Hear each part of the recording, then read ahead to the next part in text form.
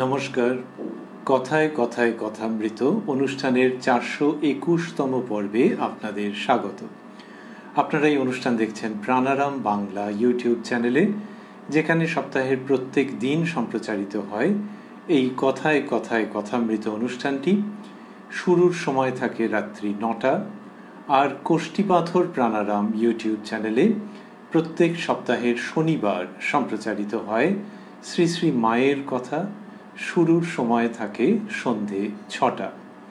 শ্রী শ্রী রামকৃষ্ণ কথামৃততে আমরা গতকাল, বস্তুত গত কয়েকটি পর্ব জুড়ে ছিলাম এবং আজকেও সানন্দে অবস্থান করব 13ই জুন 1885 প্রসঙ্গে, যেদিন শ্রীরামকৃষ্ণ দক্ষিণেশ্বরে তার নিজের ঘরটিতে উপবিষ্ট ছিলেন। উপস্থিত ছিলেন ভক্তবৃন্দ এবং শ্রীরামকৃষ্ণ বিভিন্ন ধর্ম প্রসঙ্গে মর্ম কথা বিতরণ করছিলেন, আর দৃষ্টান্তমূলক সমস্ত ঘটনার প্রেক্ষিতে জীবন ধারণের জন্য এবং সদর্থক জীবন যাপনের জন্য যা প্রয়োজন সেগুলিকে উপস্থাপন করছিলেন তার অনবদ্য ভঙ্গিতে। এইসব করতে করতে গতকাল আমরা যতটা শুনেছিলাম, যেখানটিতে থেমেছিলাম, তার পরের অংশে আজকে প্রবেশ করব শ্রী শ্রী রামকৃষ্ণ কথামৃততে, যার সূচনায় কথামৃতকার শ্রীযুক্ত মহেন্দ্রনাথ গুপ্ত বা শ্রীম বা মাস্টার মহাশয় উদ্ধৃত করেছেন, তব কথামৃতং তপ্ত জীবনং কবিভিরীড়িতং কল্মষাপহং শ্রবণমঙ্গলং শ্রীমদাততং ভুবি গৃণন্তি ये ভূরিদা জনাঃ। কথামৃতকার লিখছেন, পণ্ডিতজি বসিয়া আছেন, তিনি উত্তর পশ্চিমাঞ্চলের লোক।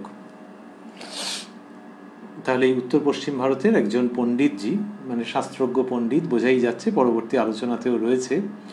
তিনি শ্রীরামকৃষ্ণের কাছে এসেছেন, শ্রীরামকৃষ্ণ তার সঙ্গে কথা বলছেন। দেখা যেত যে ঠাকুরের কাছে বিভিন্ন শ্রেণীর মানুষ আসতেন। আরেকটি উদাহরণ হচ্ছে বড়বাজারের মারোয়ারি সম্প্রদায়ের মানুষ এসেছেন। তাদের মধ্যে শাস্ত্রজ্ঞ মানুষ রয়েছেন, পণ্ডিত ব্যক্তি রয়েছেন, ঠাকুরের কাছে এসে ধর্ম প্রসঙ্গ করেছেন, নানান তাদের মনের যে জিজ্ঞাসা সেগুলিকে উপস্থাপন করেছেন। এইরকম তার কাছে বিভিন্ন সম্প্রদায়ের মানুষ বিভিন্ন সময় এসেছেন। এইরকম পণ্ডিত ব্যক্তিও কত এসেছেন। এইখানে তিনি রয়েছেন, বোঝাই যাচ্ছে যে শ্রীরামকৃষ্ণ তাকে চেনেন। মাস্টারমশাই লিখছেন, শ্রীরামকৃষ্ণ সহাস্যে মাস্টারের প্রতি খুব ভাগবতের পণ্ডিত। মাস্টার ও ভক্তেরা পণ্ডিতজিকে এক দৃষ্টে দেখিতেছেন। শ্রীরামকৃষ্ণ পণ্ডিতের প্রতি, আচ্ছা জি, যোগমায়া কি? তার আগে ওই যে মাস্টারমশাই লিখলেন যে মাস্টার ও ভক্তেরা পণ্ডিতজিকে এক দৃষ্টে দেখিতেছেন, এটা বেশ মজার আছে। যে ঠাকুর তো বলেছেন যে খুব ভাগবতের পণ্ডিত, ওই পণ্ডিতজিকে দেখিয়ে এইবার তারপরেই তো আলোচনা চলতে পারতো যে ঠাকুর কি বললেন, পণ্ডিতজি কি উত্তর দিচ্ছেন। কিন্তু মাস্টারমশাই যেটা বলছেন, এটা দিয়ে ওই দৃশ্যটার একটা আরেক রকমের আঙ্গিক বা ব্যঞ্জনা তৈরি হচ্ছে, যে ঘরের মধ্যে অন্য যারা রয়েছে তারা কি করছে। কিরকম যখন কোনো অভিনয় হচ্ছে, তখন ধরা যাক একটি দৃশ্যে 4 জন চরিত্র উপস্থিত রয়েছেন। এইবার দুজনের মধ্যে কথাবার্তা হচ্ছে, বাকি দুজনকেও দেখতে পাওয়া যাচ্ছে। কোথায়? যদি থিয়েটার হয় স্টেজে, যদি সিনেমা হয় তাহলে ওই ফ্রেমে লোকে দেখতে পাচ্ছেন বাকি দুজনকে। এই দুজনের মধ্যে, প্রথম দুজনের মধ্যে দরকারি কথাবার্তা হচ্ছে। এইবার বাকি দুজন যদি হাঁ করে ওইদিকে তাকিয়ে থাকে তাহলে বিচ্ছিরি হবে। লোকে বলবে যে কি, এদের কোনো প্রতিক্রিয়া নেই, কোনো রিয়াকশন নেই। আর যিনি কিনা চিত্রনাট্য রচনা করেছেন তিনি তাহলে এদের দুজনকে ওখানে দাঁড় করিয়ে রেখেছেন কেন? এমন হতে পারে যে এই প্রথম দুজনের কথাবার্তার পরে ওদের কোনো ভূমিকা আছে, ঠিক আছে, কিন্তু তাদের কোনো একটা রিয়াকশন থাকবে তো। হাঁ করে, আমরাও যেন হাঁ করে দেখছি, ওরাও কি, ওদের কোনো রিয়াকশন নেই, কিছু নেই। হাঁ করে দেখাটাও যদি এরকম হতো যে খুব মনোযোগ দিয়ে শুনছে, তাও নয়। ক্যাজুয়ালি তাকিয়ে আছে। দৃশ্যটা মার খেয়ে যাচ্ছে এই দুজনের ল্যাক অফ প্রেজেন্সের জন্য। তারা দৈহিকভাবে আছে, কিন্তু কি যে করছে মাথামুন্ডু বোঝা যাচ্ছে না। মাস্টারমশাই যখন কথামৃত রচনা করছেন তখন মাঝে মাঝেই এই যেগুলো দিচ্ছেন যুক্ত করে, তার থেকে ওই দৃশ্যের মধ্যে নতুন ব্যঞ্জনা, নতুন আঙ্গিক সংযুক্ত হয়ে যাচ্ছে। এই যে বললেন, মাস্টার ও ভক্তেরা পণ্ডিতজিকে এক দৃষ্টে দেখিতেছেন, তার মানে চোখের পাতা পড়ছে না। যে ঠাকুর যখন এরকমভাবে বলেছেন তখন ওদিকে এক দৃষ্টে তাকিয়ে আছেন। এইটি নাটকের মধ্যে আনলে, চলচ্চিত্রায়িত করতে গেলে খুব সুবিধে, যে ওরা ওই রকমভাবে তাকিয়ে আছেন।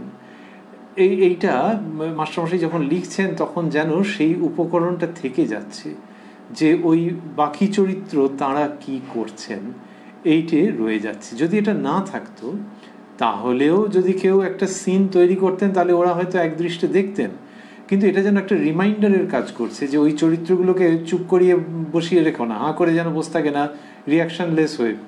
যদি এটাকে চলচ্চিত্রায়িত করো তাহলে ওরা যে এক দৃষ্টে দেখছে, এইবার একটা ক্যামেরা ওদেরকে যেন ক্যাপচার করে, তারপর তুমি কীরকম মিক্সিং করবে তোমার ব্যাপার, কিন্তু ওরা এক দৃষ্টে দেখছে এটা দেখাতে হবে।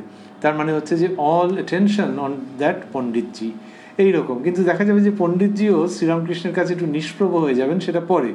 কিন্তু আগে এরা সবাই এক দৃষ্টে দেখছেন, এটা মাস্টারমশাই যে বলছেন, এর মধ্যে একটা অন্য রকমের গতিশীলতা আসছে পুরো বর্ণনাটিতে।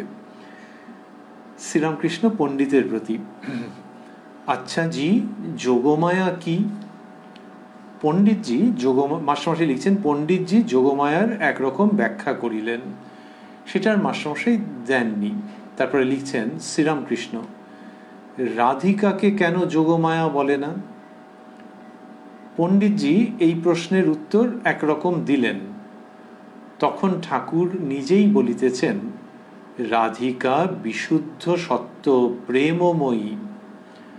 যোগমায়ার ভিতর 3 গুণই আছে, সত্য, রজ, তম। শ্রীমতীর ভিতর বিশুদ্ধ সত্য বই আর কিছুই নাই। কি সুন্দর করে এটা ব্যাখ্যা করছেন। এই যে যোগমায়া, বৈষ্ণব শাস্ত্রে এবং অন্যত্র এর প্রসঙ্গ আছে, আমরা সেটিকে এখানে আনবো না সঙ্গত কারণেই। কিন্তু শ্রীরামকৃষ্ণ বলছেন, মানে যোগমায়া যার সহায়ে সবকিছু হয়। ঠাকুর যেমন বলতেন যে শক্তির অন্ডারে, সেই রকম। তো এই জগৎ ব্যাপার সমস্ত যোগমায়ার সহায়ই হচ্ছে। এইটি আমাদের ভারতবর্ষের ধর্মের একটা বড় অংশে এই ভাবনাটি রয়েছে, এই দর্শনটি রয়েছে। এইবার শ্রীরামকৃষ্ণ বলছেন যে রাধিকাকে কেন যোগমায়া বলে না? যে রাধিকা, তিনি তো শ্রীকৃষ্ণের শক্তি, এরকমভাবে যদি ভাবা যায় না, কেন যোগমায়া বলে না? তা তিনি বলছেন যে রাধিকা বিশুদ্ধ সত্য প্রেমময়ী। যোগমায়ার ভিতর 3 গুণই আছে, সত্য, রজ, তম। শ্রীমতীর ভিতর বিশুদ্ধ সত্য বই আর কিছুই নাই। এই যে শ্রীমতীর, তিনি বিশুদ্ধ সত্য গুণান্বিতা প্রেমময়ী, আর যোগমায়া ওই যে সৃষ্টি, মানে চতুর্বিংশতি তত্ত্ব জগৎ সমস্ত কিছু যোগমায়ার প্রভাবে। তাই যোগমায়ার সম্পর্কে সত্য, রজ, তম 3 গুণেরই প্রসঙ্গ আসে। আর শ্রীরাধিকা বিশুদ্ধ সত্য প্রেমময়ী, এটি শ্রীরামকৃষ্ণ বলছেন। এই জায়গাটিকে তিনি সংযোজন করে দিচ্ছেন পুরো প্রসঙ্গের মধ্যে দিয়ে। তারপরে মাস্টারমশাই লিখছেন, মাস্টারের প্রতি, নরেন্দ্র এখন শ্রীমতীকে খুব মানে। সে বলে, সচ্চিদানন্দকে যদি ভালোবাসতে শিখতে হয় তো রাধিকার কাছে শেখা যায়। তো এইটি নরেন্দ্রনাথের প্রসঙ্গ এলো কি জন্যে? নরেন্দ্রনাথের প্রসঙ্গ এলো এই জন্যে যে শ্রীরামকৃষ্ণ নরেন্দ্রনাথকে যে কী রকম ভালোবাসেন সে তো আর আলাদা করে উল্লেখ না করলে হবে না, তা তো নয়, স্বতঃসিদ্ধ। এইবার নরেন্দ্রনাথের অদ্বৈত চিন্তা খুব ছিল এখনো, তা সেখানে শ্রীরামকৃষ্ণ তাকে দ্বৈত ভাবের উপদেশ দেন, ঈশ্বরীয় মাধুর্য আস্বাদনের কথা বলেন, সেই প্রসঙ্গ আনেন।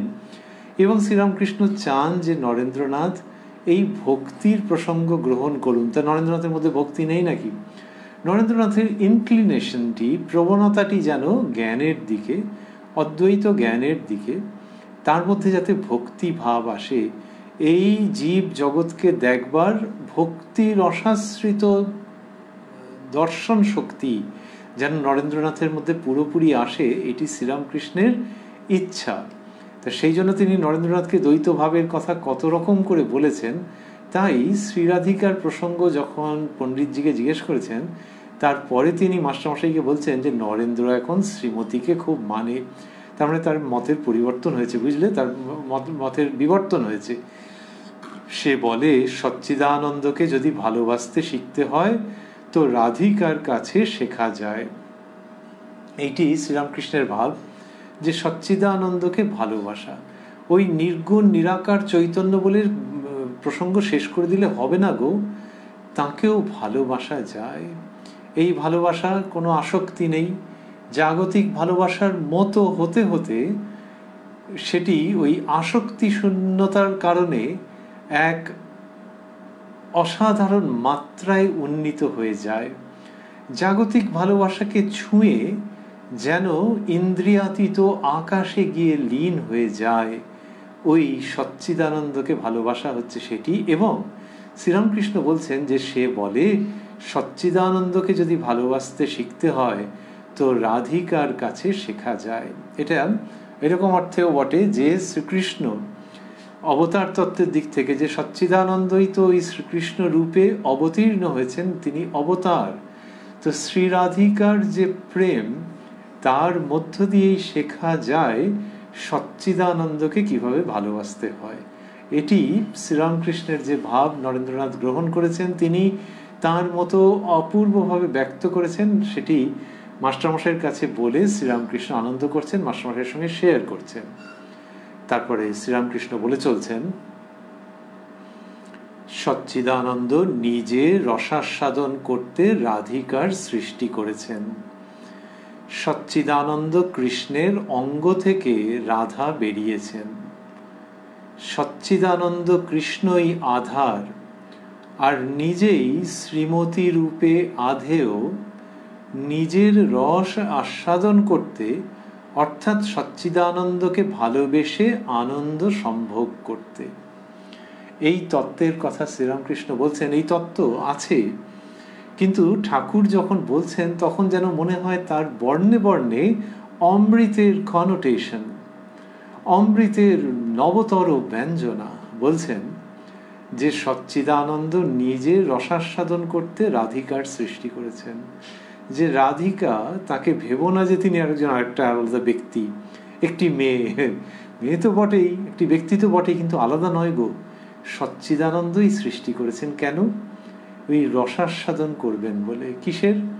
সচ্চিদানন্দকে যে ভালোবাসা, এক্ষেত্রে শ্রীকৃষ্ণকে ভালোবাসা, সেই ভালোবাসার রসাস্বাদন করবেন বলে। শ্রীরামকৃষ্ণ অন্যত্র বলেছেন, আমরা আগে শুনেছি যে অবতার লীলা কেন? সেই তিনি মানুষ রূপ ধারণ করে আসছেন, যে মানুষ যখন, ভক্ত যখন অবতারকে ভালোবাসছেন, অবতারকে প্রণাম করছেন, অবতারের সঙ্গে অসামান্য সম্পর্ক স্থাপন করে তার নৈকট্য আস্বাদন করছেন, তখন ভগবান সেই ভক্তের ভক্তিকে আবার আস্বাদন করছেন। এই জন্যে তিনি নরলীলা করেন, অবতার রূপে অবতীর্ণ হন। এটি শ্রীরামকৃষ্ণ বোঝাচ্ছেন এবং বলছেন ফুল চুষতে চুষতে মধু পাওয়া যায়। সেই রকম অবতার যখন আসেন তখন সমস্ত মানুষের মধ্যে যে ভক্তি ভাব, সেটির সন্ধান করেন, সেটি আহরণ করেন, সেটিকে আস্বাদন করেন। এখানে বলছেন সচ্চিদানন্দ নিজে রসাস্বাদন করতে রাধিকার সৃষ্টি করেছেন। সচ্চিদানন্দ কৃষ্ণের অঙ্গ থেকে রাধা বেরিয়েছেন। সচ্চিদানন্দ কৃষ্ণই আধার, আধার মানে কন্টেইনার, আর আধেয় মানে content, that which is contained in the container. তাহলে বলছেন সচ্চিদানন্দ কৃষ্ণই আধার, আর নিজেই শ্রীমতী রূপে আধেয় নিজের রস আস্বাদন করতে, অর্থাৎ সচ্চিদানন্দকে ভালোবেসে আনন্দ সম্ভব করতে। এই যে শ্রীরামকৃষ্ণ বলছেন রাধাকৃষ্ণ তত্ত্বের কি অপূর্ব উপস্থাপনা এখানে আমরা পাচ্ছি। তিনি এই যেগুলো করছেন এর মধ্যে দিয়ে কি হচ্ছে, এর মধ্যে দিয়ে হচ্ছে যে সেই প্রাচীন তত্ত্ব নতুনভাবে উপস্থাপিত হচ্ছে, নতুনভাবে উপস্থাপিত হচ্ছে তার পূর্ণ শুদ্ধতাকে নিয়ে। শুদ্ধতার প্রসঙ্গ আসছে কেন? ঈশ্বরীয় ভাব মানেই তো শুদ্ধতা। শুদ্ধতার প্রসঙ্গ আসছে এই জন্যে যে অসাবধান হলে মানুষে কখনো জেনে কখনো না জেনে এর মধ্যে অন্যরকম নিয়ে আসে, যে যেন এটা যেন মানব মানবীর প্রেম, ফার ফ্রম ইট। মানব মানবীর প্রেমের মতো দেখতে, সেই ভাষাতেই বর্ণিত, কিন্তু এটা হচ্ছে মানবীয় ভাষায় ঈশ্বরীয় ভাবের বর্ণনা। স্বামী বিবেকানন্দ এটি শেখাচ্ছেন। তো ওইটা যাতে মানুষে ভুল না করে ফেলে। ভুল তো করেছে, ভেবেছে this is an ordinary known romantic story, তো চলো এই স্টোরিটা আছে, চাপাও এটাকে রান্না করার জন্য এবং তার মধ্যে আরো নানান রকমের মশলা টশলা দাও। দিতে গিয়ে ওই বস্তুটিকে একেবারে নষ্ট করে ফেলেছে, ওর মধ্যে যে ভাব সেটাকে নষ্ট করে ফেলেছে। হয়তো তাই কত সময় আছে যে একটা কবিতা একজন ব্যাখ্যা করতে গিয়ে নিজের যে ভাবটা আছে সেটা তার উপরে আরোপ করে কবিতার 12টা বাজিয়ে দিলেন। সবাই কি তাই করেন নাকি? তা নয়, কিন্তু হয়তো একজন 12টা বাজিয়েছেন, আবার তিনি হয়তো একটা বই লিখেছেন সেইটা নিয়ে, সেইটা আবার পড়ে আরেকজনকে বোঝাতে গিয়ে একজন 13টা বাজিয়ে দিলেন, তারপর 14টা, তারপর 15টা। এইরকম যে হচ্ছে, এইটাকেই বলা হচ্ছে যে ভাবের অধোগতি, ভাবের বিকার, ভাবের বিচ্যুতি। মানুষ কি করবে যখন গ্রহণ করতে পারে না, বুঝতে পারে না, এবং নিজের সংস্কারের রঙে রাঙিয়ে রং স্টেপ নিয়ে ফেলে। এইটি যখন হচ্ছে তখন সেই শুদ্ধ যে জায়গাটা, ওইখান থেকেই শুদ্ধতার প্রসঙ্গ। তাহলে যেটা নয়, যেটা যে রংটা চাপাবার নয়, সেটাই তো অশুদ্ধ, সেই দিক দিয়ে ভেজাল। সেই সনাতন শুদ্ধতায় নিয়ে যাওয়া, সেটার তো প্রয়োজন হয়। কেউ এসে হয়তো কবিতাটা ঠিক ঠিক ব্যাখ্যা করে দিলেন, তখন অন্যেরা বলল মাথা চুলকে যে ও হো, এটা তো নেটে পড়েছি একটা ব্যাখ্যা, কি অমুক বইতে পড়েছি, আরে আপনি যা বলছেন এটা ঠিক, এখন ঠিক মনের মধ্যে লাগছে, যা এইবার মিলছে। শ্রীরামকৃষ্ণ বিভিন্ন ধর্ম তথা অধ্যাত্ম প্রসঙ্গ, তার মধ্যে অন্যতম এই রাধাকৃষ্ণ তত্ত্ব, সেটিকে তার সাবেকি সনাতন স্বরূপগত শুদ্ধতা সহ পুনরায় উপস্থাপন করেছেন, পুনঃপ্রতিষ্ঠা করেছেন, পুনরায় মানুষের চোখের সামনে স্থাপন করেছেন, মনের সামনে স্থাপন করেছেন।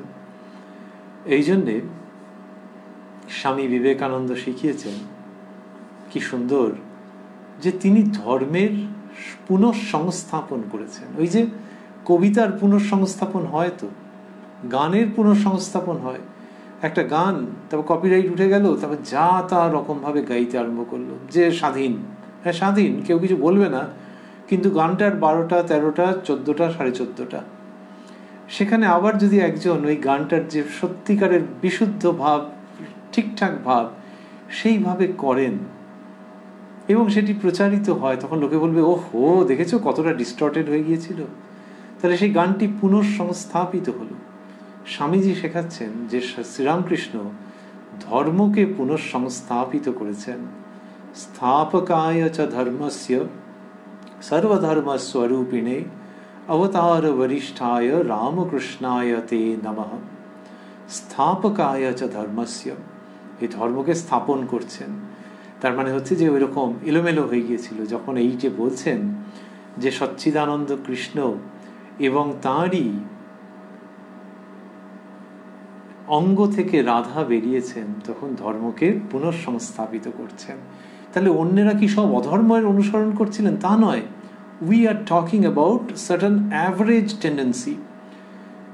ওই পুরাতন ধর্মের অনুসরণ করছেন সেরকম তো কত নর এবং নারী থাকতেই পারেন, কিন্তু সাধারণভাবে একটা ডিকে আছে, একটা ক্ষয় আছে, একটা বিচ্যুতি আছে।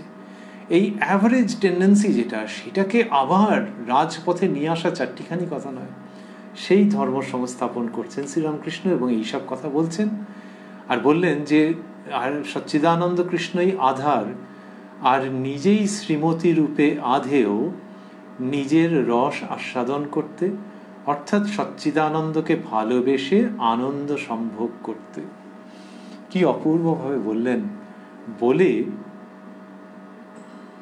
বলছেন যে দৃষ্টান্ত দিচ্ছেন বৈষ্ণব সাহিত্য থেকে, বলছেন তাই বৈষ্ণবদের গ্রন্থে আছে রাধা জন্মগ্রহণ করে চোখ খুলেন নাই, অর্থাৎ এই ভাব যে এ চক্ষে আর কাকে দেখব। রাধিকাকে দেখতে যশোদা যখন কৃষ্ণকে কোলে করে এলেন, তখন কৃষ্ণকে দেখবার জন্য রাধা চোখ খুললেন। কৃষ্ণ খেলার ছলে রাধার চোখে হাত দিচ্ছিলেন। এবারে ঘরে একটি অসমীয়া ছেলে বসেছিল, তখনকার দিনে আসামি বলে। মাস্টারমশাই লিখছেন, আসামি বালকের প্রতি এ কি দেখেছ, ছোট ছেলে চোখে হাত দেয়। এই বোঝাচ্ছেন যে বালিকা রাধিকা তার চোখে সেই ছেলে হাত দিচ্ছে। কি অপূর্বভাবে দেখাচ্ছেন। বলছেন যে তাই বৈষ্ণবদের গ্রন্থে আছে, আমরা পুনরায় শুনছি এই দেববাণী, রাধা জন্মগ্রহণ করে চোখ খুলেন নাই, অর্থাৎ এই ভাব যে এ চোখে আর কাকে দেখব।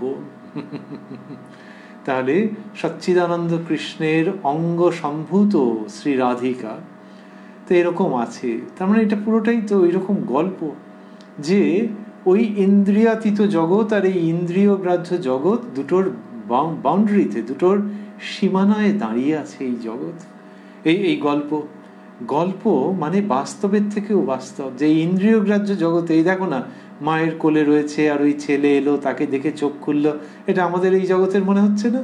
আর এই দেখো তুমি যেখানে দাঁড়িয়ে আছো, একটু দৃষ্টি প্রসারিত করলেই দেখবে যে ওই নন্দন কানন দেখতে পাচ্ছ গো, ডোন্ট মিস ইট। রাধা জন্মগ্রহণ করে চোখ খুলেন নাই, অর্থাৎ এই ভাব যে এ চোখে আর কাকে দেখব। রাধিকাকে দেখতে যশোদা যখন কৃষ্ণকে কোলে করে গেলেন, তাহলে কৃষ্ণ রাধিকা যশোদার মা যশোদার কোলে, তখন কৃষ্ণকে দেখবার জন্য রাধা চোখ খুললেন। কৃষ্ণ খেলার ছলে রাধার চোখে হাত দিচ্ছিলেন। এ কি দেখেছ, আসামি বালকের প্রতি, এ কি দেখেছ, ছোট ছেলে চোখে হাত দেয়। আচ্ছা, এটা আসামি বালকের প্রতি কেন, এই বাচ্চা ছেলেটি, কম বয়সী ছেলেটির প্রতি কেন? এই শ্রীরামকৃষ্ণ যে এই তত্ত্ব বড়রা বুঝবে, বড়রা শুনবে, আবার এই যে কম বয়সী ছেলে আছে, এর ভেতরে ভাব আছে, এও টপ করে বুঝে যাবে। তাহলে একে কি রোমান্টিক স্টোরি বলে নাকি? ছি ছি ছি, সেইটার থেকে কত দূরে। এবং দূরে বলেই, আর শুদ্ধ সত্য গল্প বলে, অধ্যাত্ম রসমণ্ডিত অন্তরের প্রসঙ্গ বলে এই বাচ্চা ছেলে আরো টপ করে বুঝে যাবে। কারণ অনাঘ্রাত পুষ্পের মতো এরা, দেবতার শ্রীচরণে নিবেদিত হওয়ার মতো এরা। So I will share with him, I will ask him a leading question, এ কি দেখেছ, ছোট ছেলে চোখে হাত দেয়। শ্রীরামকৃষ্ণ এই কম বয়সী ছেলের সঙ্গে এই সমস্ত শেয়ার করছেন। কি অসাধারণ জায়গা যে তিনি বাচ্চা ছেলে তাদেরকে দেখেছেন, কম বয়সী ছেলেদেরকে, এদের মধ্যে থেকে হবে।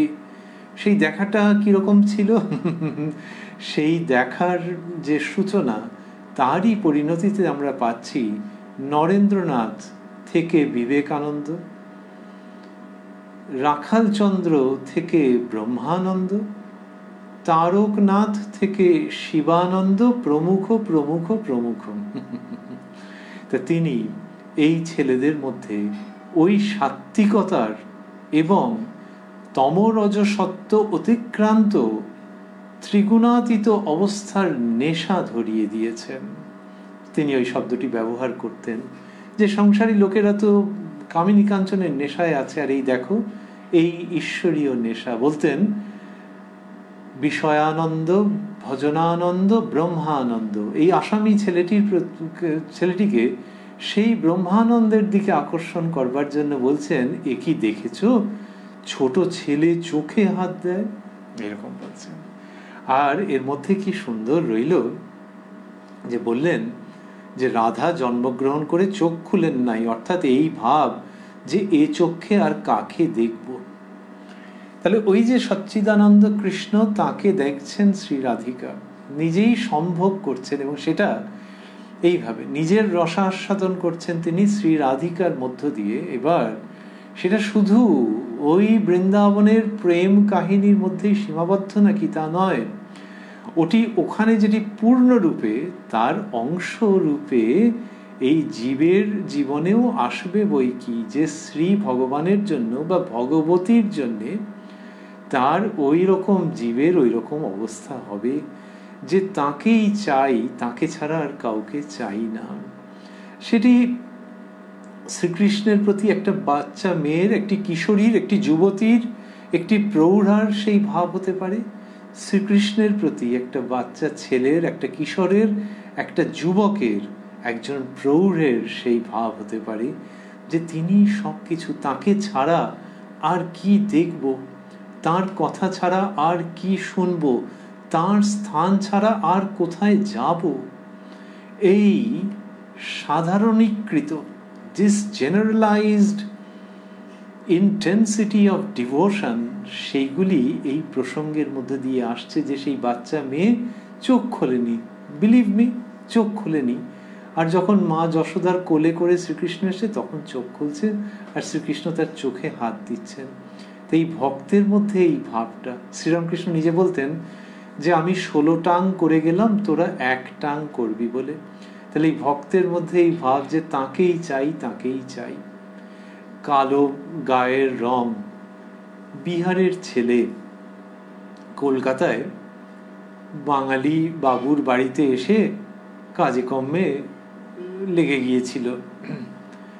সেই ছেলের মধ্যে ঠাকুর শ্রীরামকৃষ্ণকে দেখার পর কোথা থেকে দেখলো, ওই বাবু যান দক্ষিণেশ্বরে, রামচন্দ্র দত্ত মশাই আসেন দক্ষিণেশ্বরে, এই ছেলেও তার সঙ্গে আসে, বাবুর সঙ্গে বাজার টাজার করে নিয়ে যাচ্ছে, জিনিস টিনিস কিছু নিয়ে আসছে। এবার শ্রীরামকৃষ্ণকে দেখে ওই বোধহয় বুকের ভেতরটা কেমন করে উঠেছিল।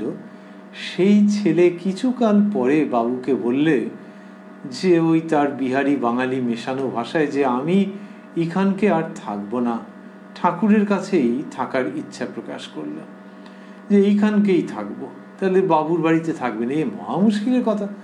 তাহার হাতে হাতে কাজ করবে, বাড়ির মেয়েদের হাতে হাতে কাজ করবে, কিন্তু বাবু শ্রীযুক্ত রামচন্দ্র দত্ত ভক্ত মানুষ, তিনি দেখলেন ছেলেটার মধ্যে এইরকম একটা প্রবণতা, আচ্ছা লাটু থাকুক দক্ষিণেশ্বরে ঠাকুরের কাছে। সেই যে থাকতে আরম্ভ করলেন, ওই অনিকেত জীবনের সূচনা, যে আর ওই রামবাবুর বাড়িতে আর নয়, ঠাকুরের কাছে। তো এই ঠাকুরের কাছে যখন থাকছেন, সেটা কি ঠিক নিজের বাড়িতে থাকার মতো না গো, কিন্তু তার থেকে অনেক বেশি। স্বামী বিবেকানন্দ যখন বরানগরে মঠ করলেন, তখন 3 জনের অবস্থা ছিল যাদের আর বাড়ি ফিরে যাওয়ার প্রশ্ন নেই। তাদের মধ্যে একজন এই শ্রীযুক্ত লাটু, অর্থাৎ উত্তরকালের স্বামী অদ্ভুতানন্দজি, আরেকজন শ্রীযুক্ত তারকনাথ, উত্তরকালের স্বামী শিবানন্দজি, আরেকজন বুড়ো গোপাল দাদা, শ্রীযুক্ত বুড়ো গোপাল দাদা, উত্তরকালের স্বামী অদ্বৈতানন্দজি, যে আর ফিরে যাওয়ার জায়গা নেই। তো যেটি ঘটল সেটি হচ্ছে, লাটু তো দক্ষিণেশ্বরে থাকেন, এইবার তার ধ্যান জ্ঞান সমস্ত কিছু শ্রীরামকৃষ্ণ, এবং সকালবেলায় উঠে সে ঠাকুরের মুখ দেখে, ঠিক মতো বলতে গেলে শ্রীমুখ দর্শন করে তবে অন্যান্য কাজ করে। আর কোনোদিন যদি উঠে ঠাকুরকে দেখতে না পায়, তাহলে সে ছেলে চিৎকার করে যে আপনি কোথায় গেলেন।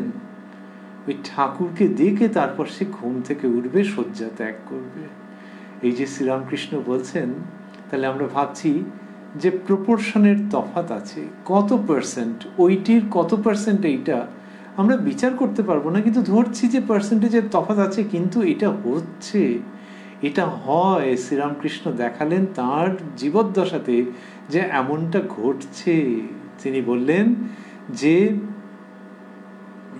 রাধা জন্মগ্রহণ করে চোখ খুলেন নাই, অর্থাৎ এই ভাব যে এ চক্ষে আর কাকে দেখব, তেমনি লাটুর যখন পুনর্জন্ম হচ্ছে তখন ওই জন্মগ্রহণের পর সে ভাবছে যে ঠাকুরকে ছাড়া আর কাকে দেখব।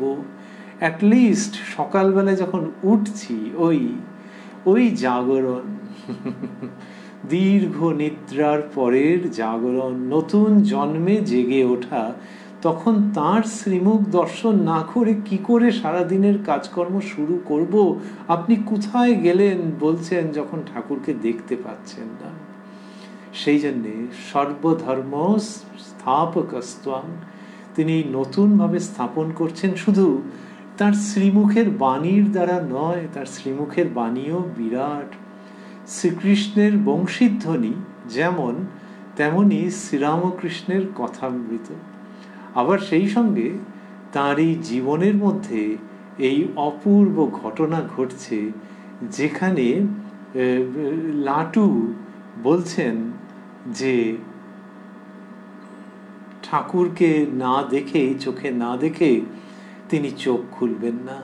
ঠাকুর শ্রীরামকৃষ্ণ এই অদ্ভুত ধর্ম ভাবের পুনঃস্থাপন করলেন, নতুন ব্যঞ্জনা সংযোজন করলেন। পণ্ডিতজি ঠাকুরের কাছে বিদায় লইতেছেন। মাস্টারমশাই লিখছেন, পণ্ডিত, আমি বাড়ি যাচ্ছি। শ্রীরামকৃষ্ণ সস্নেহে, কিছু হাতে হয়েছে? পণ্ডিত, বাজার বড় মন্দা হয়, রোজগার নেই। পণ্ডিতজি কিয়ৎক্ষণ পরে ঠাকুরকে প্রণাম করিয়া বিদায় লইলেন। শ্রীরামকৃষ্ণ মাস্টারের প্রতি, দেখো বিষয়ী আর ছোকরাদের কত তফাৎ। এই পণ্ডিত রাত দিন টাকা টাকা করছে, কলকাতায় এসেছে পেটের জন্য, তা না হলে বাড়ির সেগুলির পেট চলে না, তাই এর দ্বারে ওর দ্বারে যেতে হয়। মন একাগ্র করে ঈশ্বর চিন্তা করবে কখন? কিন্তু ছোকরাদের ভিতর কামিনী কাঞ্চন নাই, ইচ্ছা করলেই ঈশ্বরেতে মন দিতে পারে। ছোকরারা বিষয়ীর সঙ্গ ভালোবাসবে না। তার মানে এখানে তিনি বলছেন ওই যারা কামিনী কাঞ্চনে ডুবে নেই তাদের কথা। রাখাল মাঝে মাঝে বলতো, বিষয়ী লোক আসতে দেখলে ভয় হয়। আমার যখন প্রথম এই অবস্থা হলো তখন বিষয়ী লোক আসতে দেখলে ঘরের দরজা বন্ধ করতাম। তো শ্রীরামকৃষ্ণ এটি বলছেন যে পণ্ডিতজি যখন চলে গেলেন, বিদায় নিলেন, আর তার আগে বললেন যে বাজার বড় মন্দা হয় ইত্যাদি রোজগারের অসুবিধার কথা বললেন, তখন ঠাকুর এটি বলছেন যে দেখো বিষয়ী আর ছোকরাদের কত তফাৎ।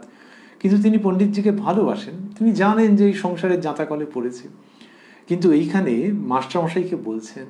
তাহলে মাস্টারমশাইকে এটি বলছেন কেন? মাস্টারমশাইকে ভালোবাসেন, মাস্টারমশাই খুব কাছের মানুষ, তার সঙ্গে সঙ্গে এই মাস্টারমশাই তো কথামৃত রচনা করবেন, ফলে ঠাকুরের ভাবটি যাতে তিনি ঠিক ঠিক গ্রহণ করতে পারেন, এই জন্যেও তাকে বিশেষভাবে বলা। তো বললেন যে তাই এর দ্বারে ওর দ্বারে যেতে হয়, পণ্ডিতজির কথা। মন একাগ্র করে ঈশ্বর চিন্তা করবে কখন? কিন্তু ছোকরাদের ভিতর কামিনী কাঞ্চন নাই, ইচ্ছা করলেই ঈশ্বরেতে মন দিতে পারে। এই জন্য তিনি ছেলেদেরকে অত ভালোবাসেন। এই ছোকরা বলছেন সে কাদের কথা? যে যাদের মধ্যে কামিনী কাঞ্চন নাই, অর্থাৎ সংসারের আসক্তি নেই। ছোকরারা বিষয়ীর সঙ্গ ভালোবাসবে না, মানে তাদের দেখবে তুমি যে তাদের এই বিষয়ী লোকের সঙ্গ তাদের পছন্দ হবে না। রাখাল মাঝে মাঝে বলতো, বিষয়ী লোক আসতে দেখলে ভয় হয়। আমার যখন প্রথম এই অবস্থা হলো তখন বিষয়ী লোক আসতে দেখলে ঘরের দরজা বন্ধ করতাম। শ্রীরামকৃষ্ণ বলছেন এই তার শুদ্ধ সত্য ছেলেদের প্রতি আকর্ষণ। দক্ষিণেশ্বরে আরো অনেক আগে ওই যে বললেন প্রথমের দিকে কি হয়েছে, যখন এই ছেলেরা তার কাছে আসেনি, অথচ মা দেখিয়ে দিয়েছেন যে শুদ্ধ সত্য ছেলেরা এসে উপস্থিত হবে, কিন্তু আসছে কই? আসেনি তো। তখন মাঝে মাঝে তিনি কুঠিবাড়ির ছাদে উঠে গিয়ে ওই পূব দিকে, কলকাতা শহরের দিকে, যেদিকে মূল ফটক আছে সেই দিকে তাকিয়ে চিৎকার করে বলতেন যে, ওরে তোরা কে, কোথায় আছিস, আয়। বিষয়ী লোকেদের সঙ্গে কথা বলে আমার যে গলা জ্বলে গেল। এইভাবে শ্রীরামকৃষ্ণ বলতেন। সেই প্রসঙ্গই মাস্টারমশাইয়ের কাছে বলছেন যে এরকম এরকম অবস্থা হয় এবং এই ছোকরারা বিষয়ীর সঙ্গ ভালোবাসবে না। রাখাল মাঝে মাঝে বলতো, বিষয়ী লোক আসতে দেখলে ভয় হয়। এই যে কথা বলছেন, এ কি অপূর্ব। তিনি একটু আগে ধর্মতত্ত্ব, রাধাকৃষ্ণ তত্ত্ব কিরকম সুন্দর করে উপস্থাপন করেছেন, নতুন ভাবে যেন উপস্থাপন করেছেন। আর এখানে কম বয়সী শুদ্ধ সত্য ভক্ত ছেলেদের কথা বলছেন। এই প্রসঙ্গ আরো গড়াবে একটু অন্যদিকে, সেটিও ভারী মধুর এবং ভারী গভীর। সেটি আমরা শুনব শ্রীরামকৃষ্ণের কৃপা সাপেক্ষে, যখন আপনাদের সঙ্গে আবারও মিলিত হব আগামীকাল এই কথায় কথায় কথামৃত অনুষ্ঠানে, প্রাণারাম বাংলা ইউটিউব চ্যানেলে, যেখানে সপ্তাহের প্রত্যেক দিন সম্প্রচারিত হয় এই অনুষ্ঠানটি। শুরুর সময় থাকে রাত্রি 9টা।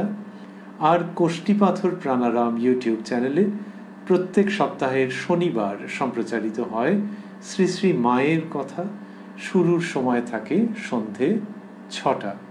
আমরা রয়েছি উদ্বোধন কার্যালয়ে প্রকাশিত শ্রী শ্রী রামকৃষ্ণ কথামৃতের 844 পৃষ্ঠায়, রয়েছি 13ই জুন 1885 প্রসঙ্গে, এবং রয়েছি দক্ষিণেশ্বরের শ্রীরামকৃষ্ণের পূত পবিত্র সান্নিধ্যে। আর শেষ করতে করতে ভাবছি যে এই শ্রী শ্রী রামকৃষ্ণ কথামৃতের মধ্য দিয়ে আমরা ধর্মকে পুনঃসংস্থাপিত হতে দেখছি পুনঃ। এখানে রাধাকৃষ্ণ তত্ত্বের কথা বললেন, অন্যত্র কতবার পাচ্ছি যে মা কালীর সঙ্গে শ্রীরামকৃষ্ণের কথোপকথন, এবং সেটা যে শুধু ঠাকুর মায়ের সঙ্গে কথা বলছেন তাই নয়, মায়ের স্বরূপ তার মধ্যে দিয়ে যেন ফুলঝুরির মতো অপূর্ব বিভায় স্ফুরিত হচ্ছে। ফুলঝুরি একটা সময় বাদে শেষ হয়ে যায়, কিন্তু এটি অফুরন্ত অদ্ভুত বিভায় মায়ের স্বরূপ স্ফুরিত হচ্ছে, উৎসারিত হচ্ছে, উচ্চকিত হচ্ছে, বিকীর্ণ হচ্ছে ভক্ত হৃদয়ে। আবার মহাদেবের কথা বলছেন, শ্রীহরির কথা বলছেন, নানানভাবে নিরাকার ভাবের কথা বলছেন, কত রকম ভাবে যীশু খ্রিস্টের প্রসঙ্গ আসছে, মোহাম্মদের প্রসঙ্গ, বিভিন্ন রকম ভাবে শ্রীরামকৃষ্ণ ধর্মক্ষেত্রে কি আনন্দের সঙ্গে কথা বলছেন, সেটি আজকের প্রসঙ্গ সমাপন করতে করতে আমাদের মনে আসছে।